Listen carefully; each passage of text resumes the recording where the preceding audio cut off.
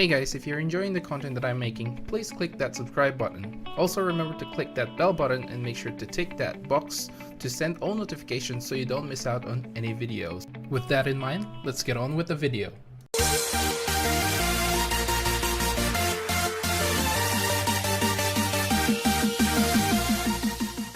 What's up guys, welcome to Monchkinz Gaming, where we take your gaming to the next level. This is Monchkinz logging in to bring you another Dissidia Final Fantasy Opera Omnia video.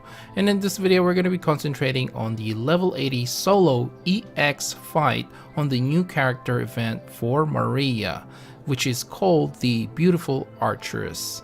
First off, an advance apology because I am really tired and sleepy. I am still on night shift while editing this, and the next one is to apologize where I said yesterday I will try and get it up by that night, yesterday night, but unfortunately I didn't wake up in time to actually edit it and do this. So yeah, really sorry about that guys, but without further ado, let's get on with this video. And this is what you guys are, I do believe that you guys are all waiting for. So let's start off this video with the general tips and guides, and my first tip is to save about 90% of your abilities on the last boss. So this is a 5-wave fight, so it's best that you actually try and keep all of your abilities, because it can mean between beating this fight or clearing it, or actually getting every single mission that you can get. So best to save that as much as possible. The next one is obviously to bring in the boosted characters such as Maria, Aiko, and Irvine, because they do get 50% more stat boost. And as for other characters that you may want to bring, I do have Titus, Aerith, Ishtola, Kane, and Kuja and Vaughn here are I just have a reserve with bringing Kuja.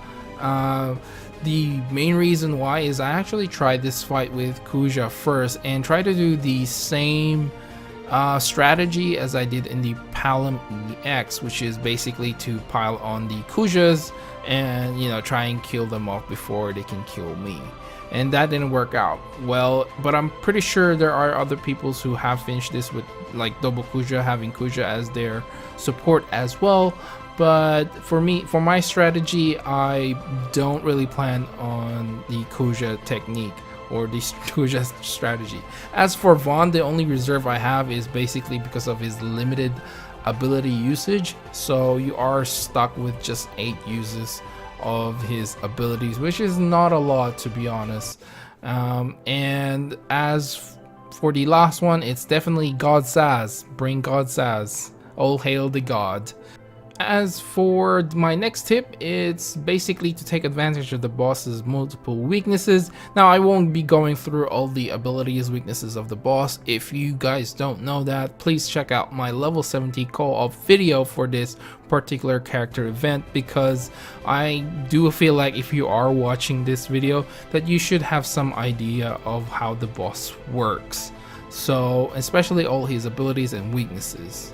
As for the support, I did say that I do prefer Vaughn over Kuja, but that's really up to you guys on what strategy you really want to use. For me, I do like Vaughn because he's a very good single target DPS character. So there you go. My next tip is to bring in healers and brave batteries. I've already mentioned Aerith and Ishtola, which are good healers and a good brave battery, especially if you have their 35 CP.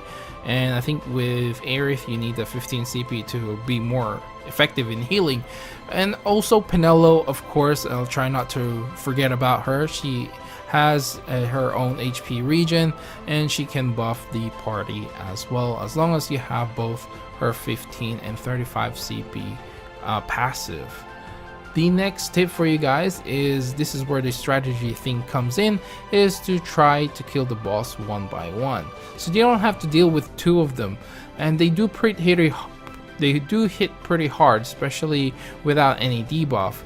And because of capacitance, if you do damage one of them, it's like a certain amount of HP they will start using capacitance, and you don't really want to deal with two bosses that have like level 3 capacitance. That is a big no-no for this strategy that I'm telling you guys. So again, try to kill one of them. You can deal with like one level 1 and one level 3 capacitance, but not like two, because once you get to level 2 capacitance, they do have their speed up. Once they do get their turn, it's pretty much hard for you to get away from the loop of whether you need to do a brave attack so you don't get broken, or do you use HP attack, get broken, and then get hit by a strong HP attack, or you wait for an HP attack and then break them, and then the whole cycle repeats again. It's very hard for you to actually do an HP attack with two of them there and two of them having all attacks. So I do prefer the strategy that to kill them one by one and try not to do any HP damage on one of the bosses. And this is why I actually said not to bring Kuja, and I know Irvine and Maria does group AoE HP damage as well, and I probably, in my strategy anyway, probably avoid those unless you really have a strong Maria and Irvine, which you can probably break them with your abilities, and of course Kuja can do that as well. So it is definitely possible to do that strategy where you like kill them both almost at the same time, especially when you have brothers as your summon. You do have a high amount of brave, so that is, I'll leave that to you guys, but for my own opinion, it's probably best to just kill one of them, and you know, having like Vaughn or something to just do as much damage as you can, because Vaughn's White World is effective against the boss. As for my final tip, is this involves the summon. It's either brothers or Ifrit. I never actually tried Ifrit, but I feel like Ifrit, it would have been a lot easier with Ifrit.